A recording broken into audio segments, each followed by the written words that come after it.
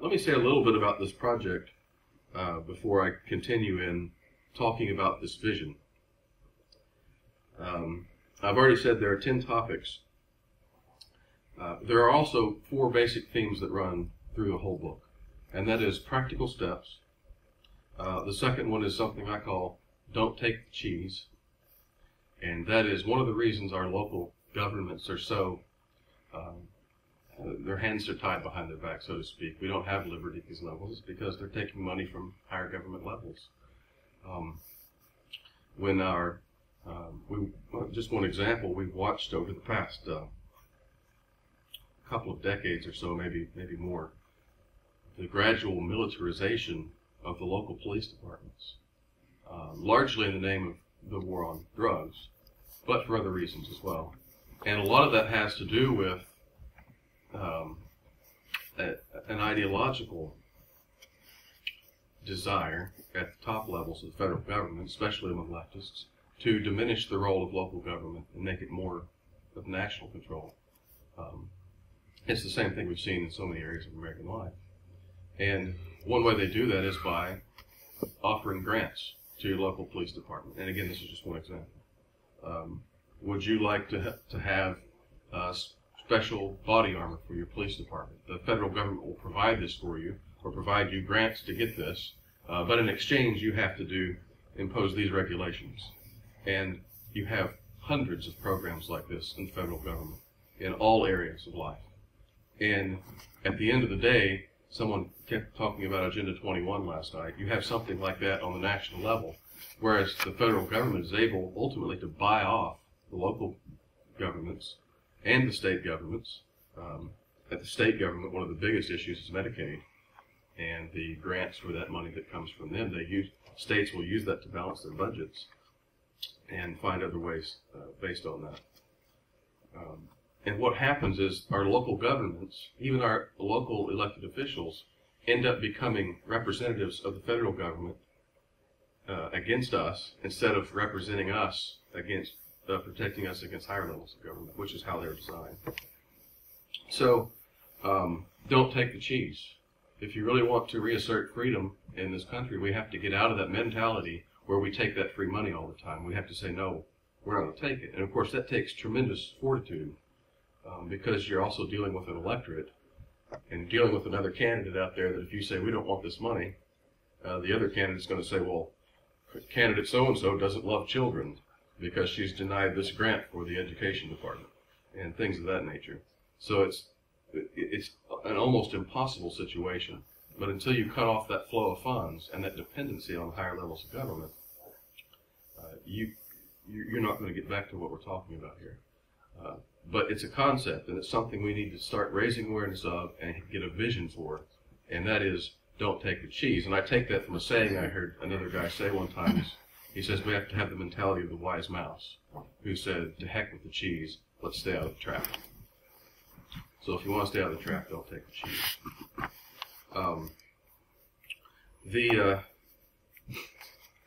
The third concept is localism. I'll be talking about that primarily today.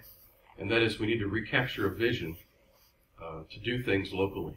We don't need Washington to help us. In fact, we don't want Washington's help, especially when it means there are all these strings attached, especially when it means we lose so much control over our lives in so many areas. And honestly, it would be even better to have the state at arm's length. My vision is to have a free society in which civil government is as decentralized as possible. And so a lot of my friends talk about states' rights. You know, this was supposed to be the really hardcore view of the South. In reality, it actually wasn't, but a lot of people still talk about the 10th Amendment. There is a good work called the 10th Amendment Center. They're doing a lot of good work, and exercising states' rights against the federal government. But I'm saying, no, we need to step back even farther than that and talk about county rights. Now, it's more of a catchphrase because technically the county is a creation of the state. It's a corporation created by the state, and so subject to it. But this is a vision. And you're saying that's Joel, that's not going to happen anytime soon. And that's point number 4. And that is, this is a multi-generational vision. This is not, first of all, we didn't get into this problem overnight. And you're not going to get out of it overnight. But it's got to start with doing the things that we can do and spreading this vision from person to person and upholding these ideals to where we're free, we're not dependent on money from other governments, which is, by the way, taken from other people by taxation to begin with, or taken on for debt. And we're thinking locally instead of nationally, and we have this plan to do this over. We're going to fight for this for our children, for our grandchildren, for their children, because ultimately that's how the biblical vision is. If you remember, well, let me just read it.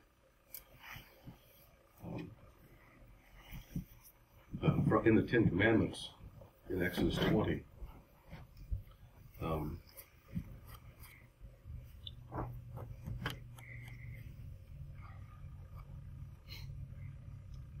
and this is in the commandment against idolatry, which, keep in mind, as we talked about yesterday, remember the Moloch state and the legitimate state, when the civil government assumes the role of God in so many areas of society and it proclaims itself a healing and saving Messiah of the people, it is setting itself up as an idol.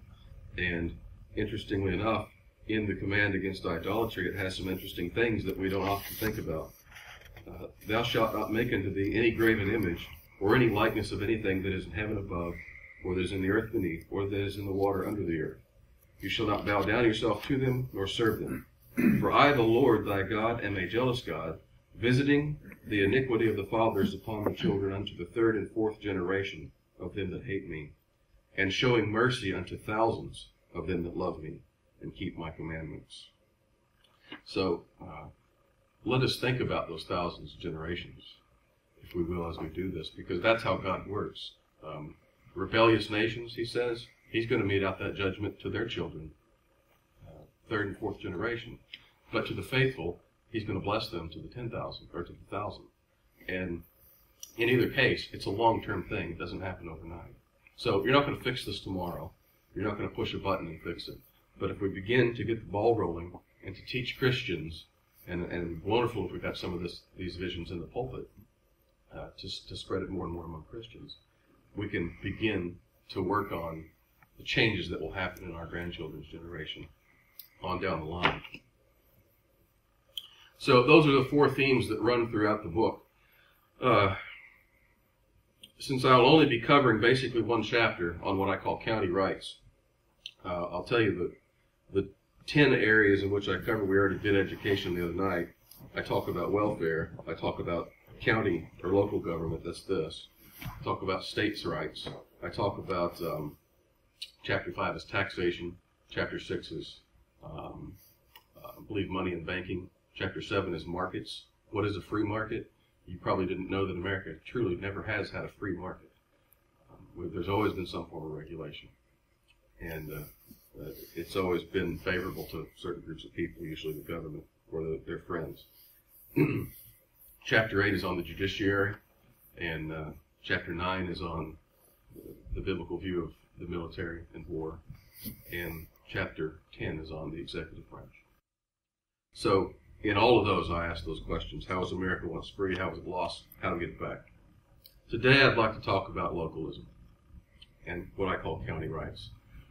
County rights, or local sovereignty, was basically the way America was settled.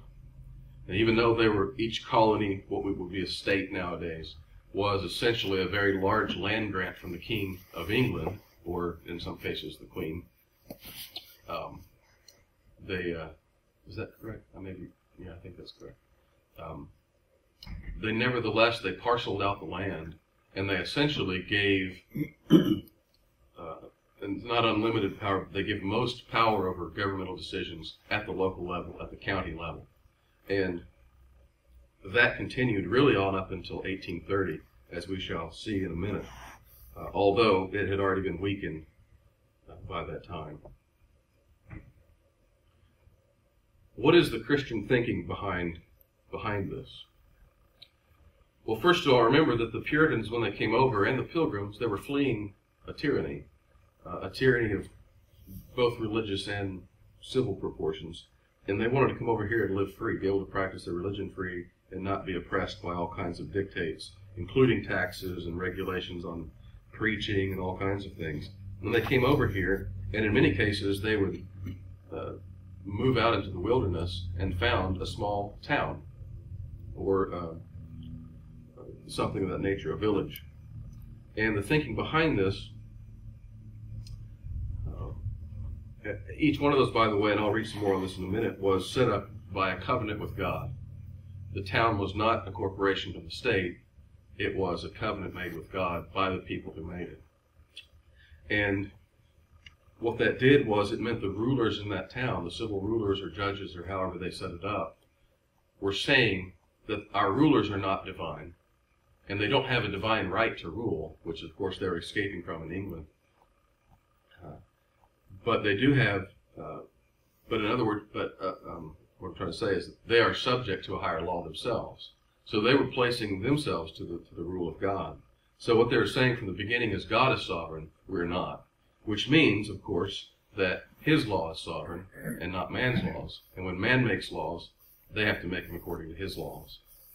Now, that's much more difficult to do if all of that is controlled at the state level, and you have, or at the national level. The higher up you go up that centralized chain, the more difficult it is to maintain those things. We'll talk about that more in a minute too. Since those towns were settled as covenants, and they almost immediately, the first thing they did was parcel out property to the individuals that went in to the towns, and private property became the basis of everything that was done. And everyone was given an allotment of land, usually for farming, depending on whether they were emphasizing cattle. There would usually be blacksmiths and everything like that to make sure that they had everything they needed. But the private property was protected. Social relationships were defined, well, oftentimes through the church, but also very simply through legally binding contracts. There were no regulations on business, so to speak. You did business oftentimes through a handshake or just a word, but it was much simpler. But there was a belief also that since power corrupts people, that it should be very seriously checked. And of course, these ideas come up in the constitutional area too. But this is the Christian thinking behind these. And the most important part is that it is the rulers are subject to God, and the rulers have to make laws according to God's laws. And thus you had private property protected, and you had contracts upheld, and you had a system which worked to keep out the powers of corruption, envy, greed, and those kind of things. So I'm talking about county rights. I want to talk a little bit about what is a county. Now, in modern terms, like I said a while ago, it's a creation of the state. It's a corporation created by the state to govern a certain area and collect taxes. But originally, where's the concept come from? The word county comes directly out of the old feudal system, and it was simply the area of land that was governed by that member of the nobility who was called a count. You know, count this and count that. In the same way that a duke ruled over an area called a duchy, and you had others that had particular names and titles, the county was simply a small area of land. I say small, relatively speaking, to governing areas, called a count. In England, it was called a shire. And you had this guy who was an agent of the king, who was called the reeve of the king, and he would go out and visit each shire and collect taxes for the king, and he was called the shire reeve, from which we get our term sheriff today. So all these things have precedents that make it over to the U.S., and I'll explain how they changed in a minute. The word shire comes from the Latin word scire, which means to cut. And it was simply a parcel of property. It was your share, your portion of property. And of course, in the old feudal system, the count ruled over this piece of property. He owned it, and his tenants paid him rent to live on it.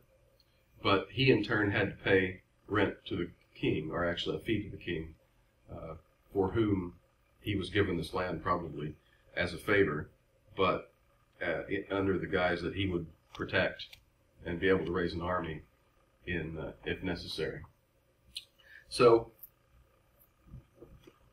the bottom line here is, number one, it had its origins in property and the protection of property, and it also shows that originally the basic unit of government was the county or the shire.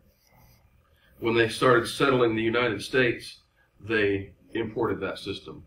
And again, I'll tell you in a few minutes how those things changed. The vision is to get back to a system where that is the primary unit of government that we have to deal with. Again, this is way down the road, and I understand that, but this is how it used to be. There are a couple of comments on that I wanted to read. I'll have to get to those in a minute. Oh yeah, okay, I'll get those in a minute. What happens, though, is that these local landowners end up being able to create a force against centralized tyranny from above. And the classic example of that, if you remember your history lessons, is Magna Carta. In 1215, King John was trying to absolutize his power over the nation, and all of the noblemen got together, all these counts and dukes and everybody else gets together and says, we're not going to stand this, and they force him to sign Magna Carta, the great letter, that says, no, you will honor our rights, you will honor our property, and they list all these strictures, and they were able to force him to sign that through their superior power as an interested group who owned property. And the idea behind that, again, is the fact that it was a contract.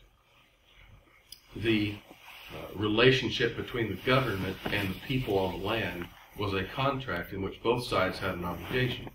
The king had an obligation to protect, and they had obligations to pay their taxes. The Magna Carta is often talked about in history lessons like it was this great advance for freedom. And in reality, it was a very conservative document. The landowners were recalling hundreds of years of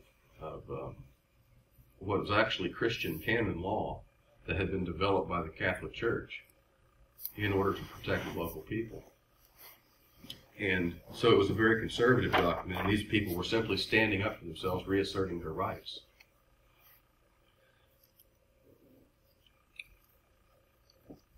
The colonies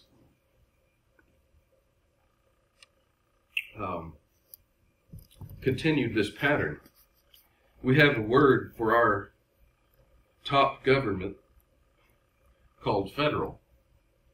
Do you have any idea what the root of the word federal is? I've been talking about it already. It comes from the same word that the word feudal comes from. And it literally comes from a Latin word that means covenant. In other words, you have levels of government that have covenants with each other, in which there are obligations on both sides.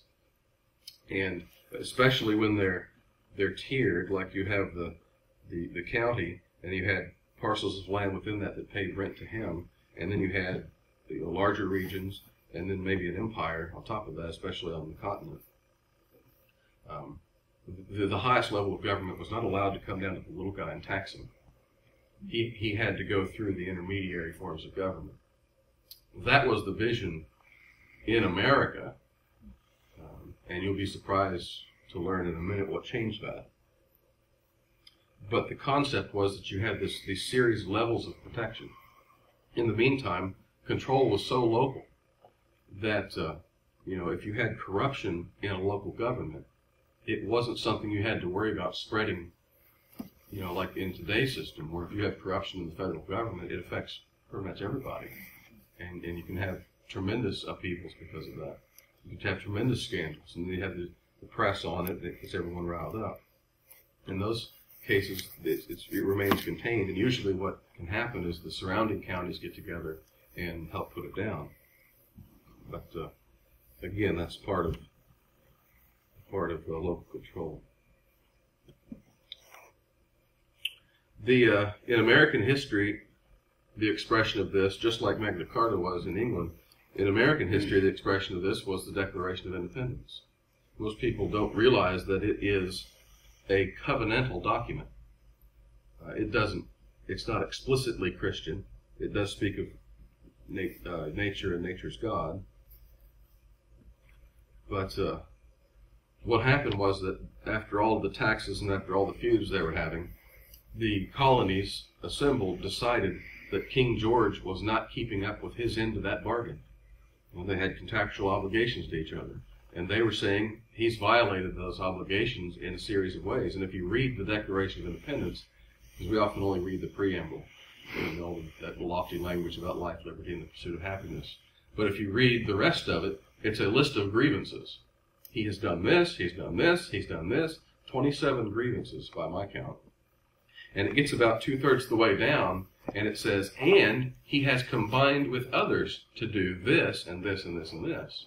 And what that's talking about is the fact that in the interim, between the founding of the colonies and this period, you had a revolution in England in 1688, and Parliament gained control of the government, basically. They became as powerful as the king. And Parliament decided it was going to start imposing taxes on the colony. And the colonies said, no. We have a contract with the king, not with Parliament. You are a separate entity in this. But since the king didn't stand up and defend the colonies against Parliament's actions, the Declaration of Independence held the king responsible for not defending them against these others, but instead colluding with them. So he has combined with others to do this and this and this and this. And, it's a long list of grievances. So, what does the Declaration say? It was a federal document announcing that the king had failed at his end of the contract and had become necessary, quote, to dissolve the political bands which have connected them to another. That is language of a covenant. The language of a covenant is you have a bond. It is a bond that ties. So what is a marriage covenant? We always say, blessed be the tie that binds. Binding things together is the language of a covenant. And what Jefferson and others here who signed the Declaration were saying was, this covenant is annulled. This is a national divorce. And we're cutting that band. So, covenant, which basically means theology, was inherent in everything that was going on in that period. And it also shows that Christian theology underlied the whole legal system at the time, because everything was based on covenant. That was explicit in the founding of the colonies at the local level. In 1635, the Massachusetts General Court passed an act that delegated almost all government authority to the local level. And here's what it said. Whereas particular towns have many things which concern only themselves, it is therefore ordered that the freemen of every town, or the major part of them, shall have only power to dispose of their own lands and woods, with all privileges and appurtenances of the said towns, to grant lots, to make such orders as may concern the well-ordering of their own towns, to levy and distrain, and also to choose their own particular officers as constables, surveyors of highways, and the like. And that was a direct expression of Puritan theology, and really was a mirror of Puritan ecclesiology, in which you have churches are congregational. There was no hierarchy. Each one was its own government. But imagine it's like we were talking about the other night at the panel discussion, and Pochak said, I've never heard of any government ever giving up power once it's had it. But actually it did. When our governments were more Christian, in fact almost thoroughly Christian, they did that. Because they knew it really wasn't any of their business. You guys have your own needs, you go take care of yourselves. And they did this. And those Puritans were extremely keen on making sure that God was in the center of the founding of those towns. And that's doable when you don't have a centralized government saying you can't do this, imposing things on you. And the moment anyone mentions the name Jesus Christ, there's a civil lawsuit with the ACLU or something. When those bands are cut and return to local vision, you can have things like this. This is the covenant that the people wrote for themselves in the town of Northampton, Massachusetts, disclaiming all confidence of, or any worthiness in, ourselves, either to be in covenant with God or to partake of the least of his mercies, and also all strength of our own to help covenant with him, by relying upon his tender mercy and gracious assistance of the Lord through Jesus Christ. We do promise and covenant in the presence of the Lord, the searcher of all hearts, and before the holy angels and this company, first and chiefly to cleave forever unto God with our whole hearts as our chief, best, yea, and only good, and unto Jesus Christ as our only Savior, husband and Lord, only priest, prophet, and king. We promise and engage to observe and maintain all the holy institutions and ordinances which he has appointed for his church. And as for this particular company and society of saints, we promise that we will cleave unto one another in brotherly love and seek the best spiritual good each of other, by frequent exhortation, seasonable admonition, and constant watchfulness according to the rules of the gospel. Does your city charter say anything like that? Can you imagine a time in which, it wasn't a matter of being able to say God here and there, but that your rulers, your leaders, and your civic leaders came out with something like that. That it's spiritual, it's just through and through thoroughly Christian, wholehearted dedication to Jesus Christ. I mean, it's infused with Christian theology. That was the type of society we had when things were left local. And we could still have that today if we regained that local vision. You hear a lot about things like nullification. What if we had nullification at the county levels? Or if we just ignored all these federal regulations at the county level? I mean, some places are doing this already. You see some of the scandals over raw milk. I think it's the USDA or whoever else wants to regulate that. And they come in and they harass these Amish farmers. And we've had several instances where a local sheriff said, you guys get out of here. You set foot on his property, I'll arrest you. And we've seen, I think in Sedgwick, Maine, a small town, it passed ordinances that nullified all federal laws over food. And they said if we want to sell and produce raw food, we will. And we will not allow the federal government in here to follow us. So you have this kind of mentality, and there are other examples among people doing this. What if a local town or someone wanted to get together and say Jesus Christ is the center of our government, and we're going to nullify all laws that don't line up with his? Speaking broadly, of course, but what if we did something like that? I think we could eventually. I'll talk about that. Well, we'll talk about it right now. Because one of the benefits of having a local, what I call local sovereignty, obviously God's sovereign, ultimately, but in civil government, when we have local sovereignty, one of the benefits is that taxation is only local, which is the way it used to be. One of the reasons we have a deep history of the property tax at the county level, and no other government has a property tax, at least not on real property, except the local government. Now, of course, you heard me last night and the day before talk about how the property tax is an unbiblical system. But my point here is that the fact that it exists at the county level and has always existed at the county level and only exists at the county level shows that originally the county was the fundamental unit of government and that taxation was primarily local. And like I said, if you lived in Virginia, you paid it in tobacco. Anyway. What happens, though? What are some of the things that come about when taxation is only local? I have a letter somewhere. I meant to pull it up, but I won't take the time to do it now. From Thomas Jefferson, written to one of the justices of the Supreme Court in about 1820, 21 or 22, I believe.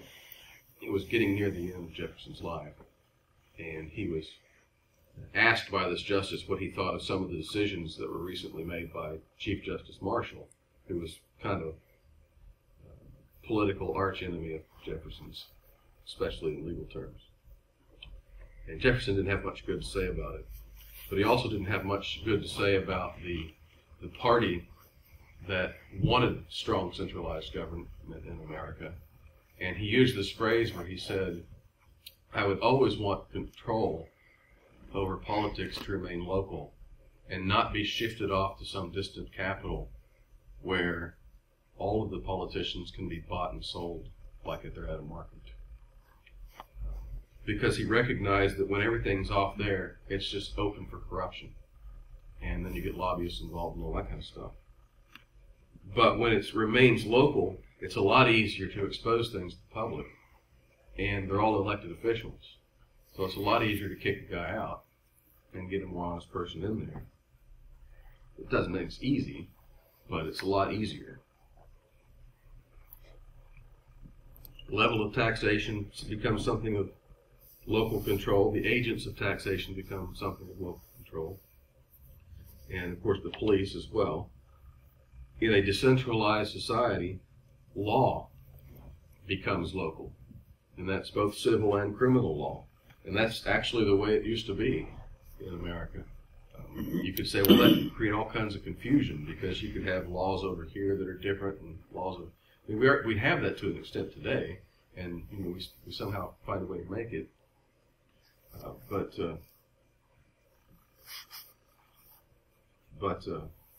in old times, it was much more extensive than it is now, and people still found some way to make it. The one difficulty there, of course, is travel is a lot more open and widespread today. But this is something simply we could talk about. It's just something that needs to be sat down and thought through and fleshed out. Again, in those cases, though, the agents of law enforcement and the judiciary would be elected. You've heard me say several times, especially on the panel yesterday, that in an Old Testament society, under Old Testament law, there was no police force. There was no civil taxation. How in the world do these people make it? They didn't have, they didn't have elected officials. And here's one that just blows your mind. They didn't have an elected legislature. And looking at what elected legislatures have done historically, maybe the Hebrew way of doing things is better after all.